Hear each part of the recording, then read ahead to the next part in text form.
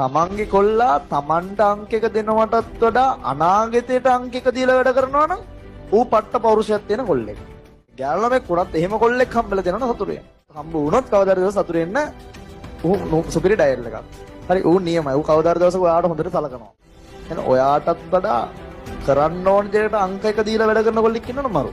එහෙම උන් තමයි කවදාද දවසක ඔයාට හොඳට සලකන්නේ. සමහර කෙල්ලෝ බලාපොරොත්තු වෙන ඔය අනිත් පැත්ත. ඔබ කරන්න එපා මාත් එක්ක හිටපන්. හරි. එහෙම වෙන්න එපා. හරි. එහෙම කෙල්ලෙක් හොයාගන්නත් එපා.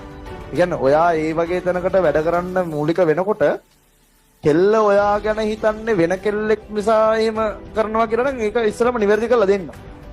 හැබැයි ඔයා ඉගෙන ගන්න ඕන නිසා ඒක නැවැත්තුවා කියන කෙල්ලට දරා ගන්න බැයි නම් ඒ කෙල්ලේ කවුලකුත් තියෙනවා. ඒ කෙල්ලට පුළුවන් වෙන්න ඕන ඒක දරා ගන්න.